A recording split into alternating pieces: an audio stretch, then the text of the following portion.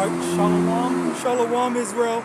First and foremost, I want to give all honor, glory, and praises unto YAHAWAH, BAHASHEM, YAHAWASHI, BAHASHEM, Wakwak Kodash, double honors to the elders and apostles of Great Millstone, and shalom to my Akim Wakwafim, who are diligently waiting to be delivered from this final captivity. This is Brother Kawakam coming at you with another lesson. Today's lesson, I'm just gonna, try to flow through the spirit. It's not gonna be a long lesson. Just, wanted to get a lesson out here once again. All right, but basically, let's just check out. Let's see if we can find a random verse. All right. Okay, yeah, here, perfect. Kind of to piggyback off of the previous lesson that I did. Okay, let's read Proverbs chapter 20, verse 20. Whoso curseth his father or his mother, his lamp shall be put out in obscure darkness. All right. So today, basically, the thing is, some of us might not have the greatest relationships, all right, with our parents, as is a result of the curses, all right, that we are under. Okay, being as Israelites, okay, so yeah, we're not gonna have the best relationships with our parents, our family members, all right, because a part of that is also YAHAWASHI, which let me get that so I can actually clarify.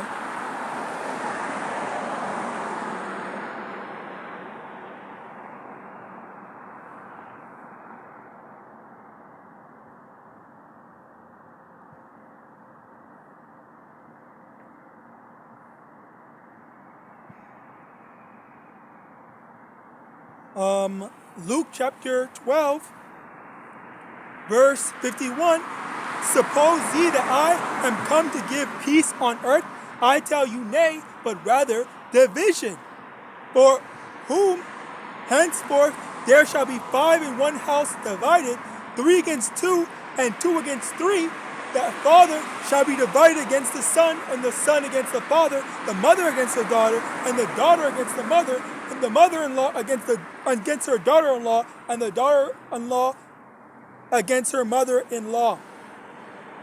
Okay, so basically, that's this is number one, it's a part of the curses, but it's also a part of biblical prophecy, especially when it comes to the Israelites waking up to their true nationalities, right? So a big thing about this is how us being Israelites,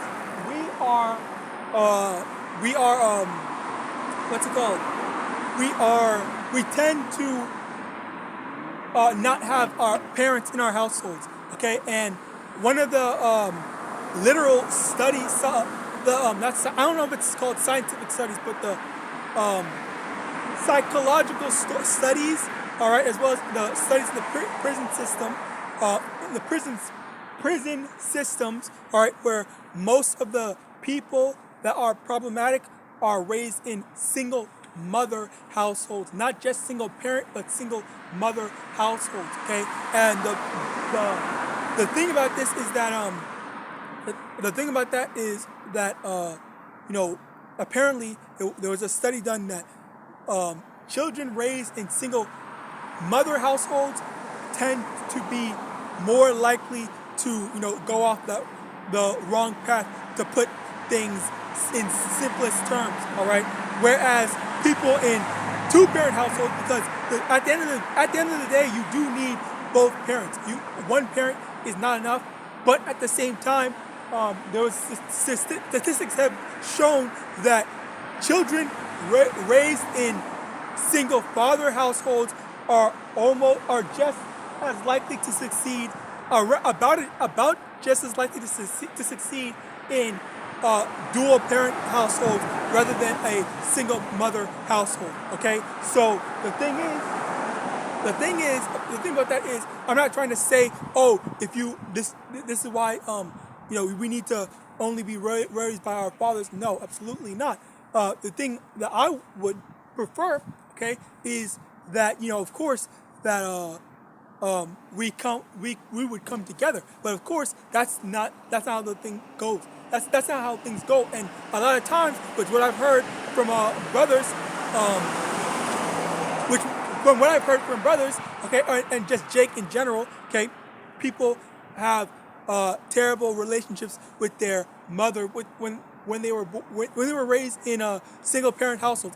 It's a very universal thing where the mother in the household, okay, they can be very selfish. It can be very not necessarily selfish to the, well, yes, selfish in a way, self-righteous, I guess is a better term, and stuff like that, and lots of different other negative connotations that I could be using, but I'm not here just to flat out rag on them, even though they do deserve it, all right?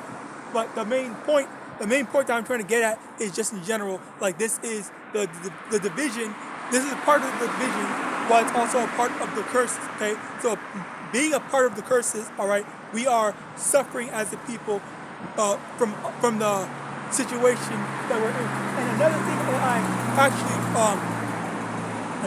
another thing that I heard from this Eve, okay, which always goes back to Eve, of course, but let me get that as a matter of fact. No, let me stay on topic. But basically, the thing about Eve always has something to say, always has to talk, to be combative and stuff like that, rather than just be quiet. All right, that's where a lot of the Israelite men get driven out. That's a part of where the Israelite men get driven out. On top of the fact that some Israelite men just can't provide for their families. And that was another thing where you don't get government assistance.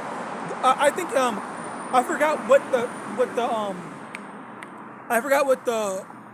the government assistance was called, but they said that if there is a capable working black man in the household, then you don't get any government assistance. But so the so-called black man had to leave in order for the so-called black man to be able to get help, to get the assistance, to be able to make it and continue to, because like I heard lots of people, they just live off of Section 8 and all these different things in America, and it's just like, okay, yeah, they're just being provided by Esau. And funnily enough, DJT, he took a lot of those programs away, okay? Or I think the thing was that they're not getting some of the programs were removed, such as I think it was SNAP benefits. They were, I remember distinctly hearing this from a brother's lesson. They said SNAP benefits will be taken away from single mother households if she has a kid that's 7 years or older and the father is not in the household. Okay, so if the father's not in the household, then they're not they won't get SNAP benefits. And again, like that is a very big thing where lots of our people. Well, I'm not gonna say lots, because last time that I heard with the statistics, it's primarily Edomite women that are benefiting from that. So I'm just saying the statistic. But anyway, continuing on, the main thing is just like these are these type of terrible conditions, these kind of incentives to push the so-called black man out, or leave the so-called black man out of the picture, out of the father of the children's life, so that they don't have a father. Like Esau is intentionally incentivizing them to do that. On top of the fact that Jake men have a harder time, what's the word? Jake men have a harder time, finding employment because of one reason or another, and one of the main reasons, okay, is because most of them get locked up, okay, and when they get out, they can't really find jobs and whatnot. All right, and it's all intentional, okay. It's all intentional to destroy us as a people, to destroy us as a nation.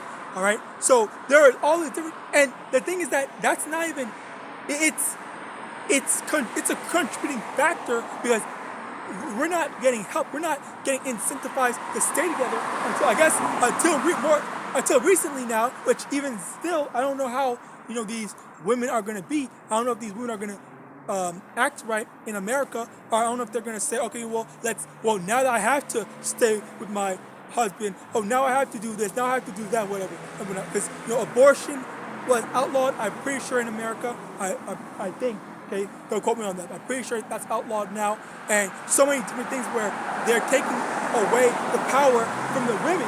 And the reason why is not because he's trying to help so-called black people. It's because he recognized that his people is suffering.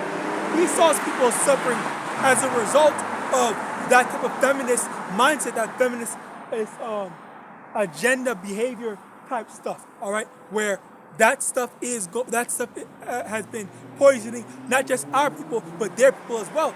Okay, and that same thing applies also to the crack pandemic. And let me get this precept. All right, I believe it's Psalm chapter 64.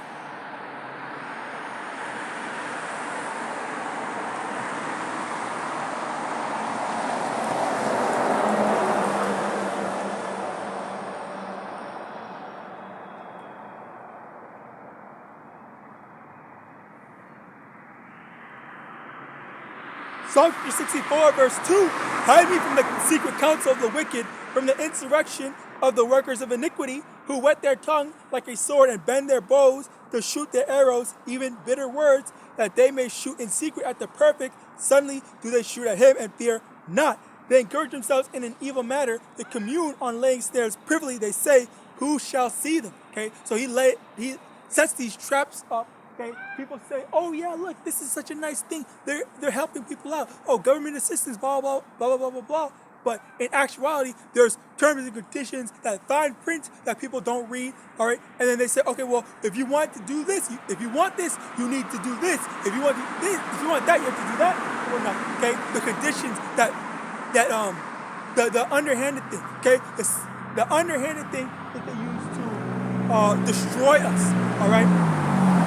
Let me get this. I believe it's Psalms 35. Please tell me if you know.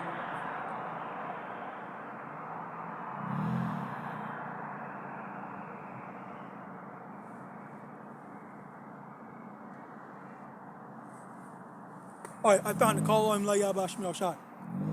Psalm 35, verse 7. For without cause have they hid for me their net in a pit, which without cause they have digged for my soul.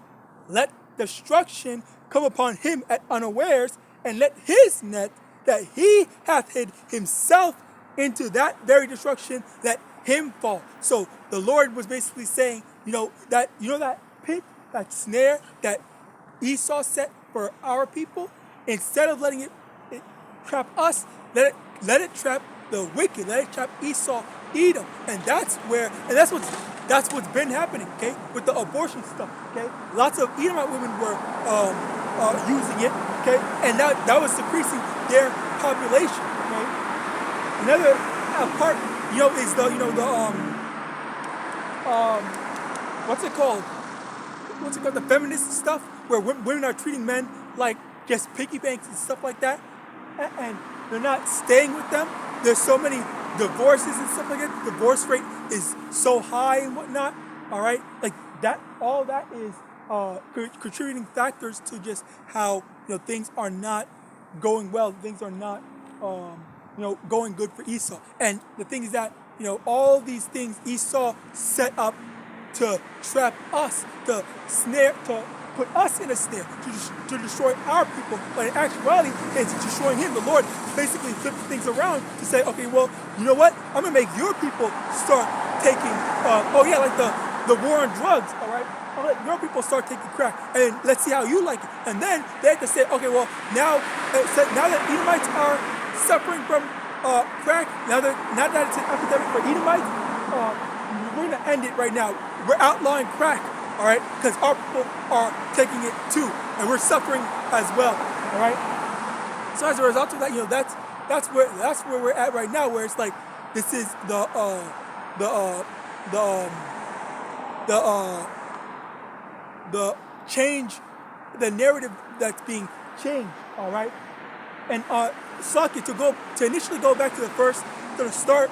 All right, basically, one thing to really remember. Okay, because again, even though Saki, this is a very hard thing, and I pray.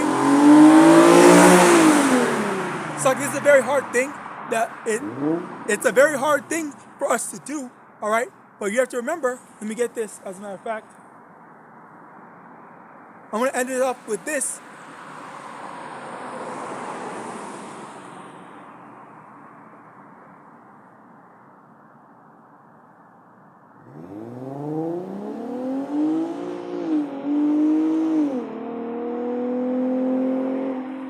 Bear with me one moment.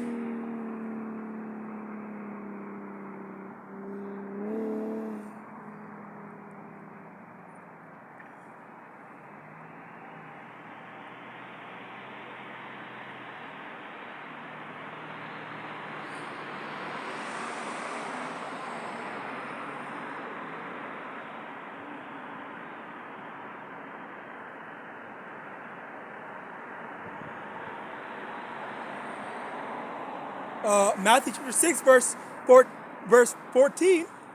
For if ye forgive men their trespasses, your heavenly Father will also forgive you. But if ye forgive not men their trespasses, neither will your Father forgive your trespasses. Okay, so basically, to go back to the initial start of this lesson, I really want to say, you might have a hard, bad relationship with your parents. And the thing to remember is if you know that you're in this truth, you have to understand that at the end of the day, YAHAWAH, he tells us to honor your father and your mother.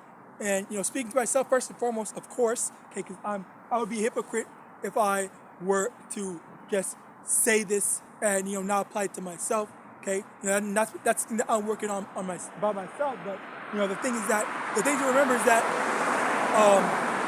the Lord, the same way the Lord, constantly forgives us, constantly lets us get away with so much. All right, we need to be able to let our loved ones get away with a lot as well. All right, because we're not perfect, and simply because we're not perfect, and we keep on going off, we keep on messing up. All right, we have to also expect the same. Show the same forgiveness, show the same mercy that YAHAWAH shows to us. All right? So it's that main thing, that big thing of just constantly remembering, okay, you know what? I know this person is wrong. I know they are always doing something wrong. They're always getting on my nerves and whatnot. But still, I have to let the Lord handle it. That's basically it. If the Lord is going to change your heart, if the Lord's going to judge them, that's not for you. Let the Lord handle it. Pray that the Lord, changes their heart. Okay, but if that's not what the Lord has in store, and that's just it. All right, and it's really not up to you, and you just have to do your part to constantly forgive. So with that, I pray for us to edifying. I want to give all honor, glory, and praise unto Yahawah, God, Shem, Yahawashi, God, Shem, the Kwakadash, that will honor his elders and apostles, great millstone, the bottom of all, the Shalom.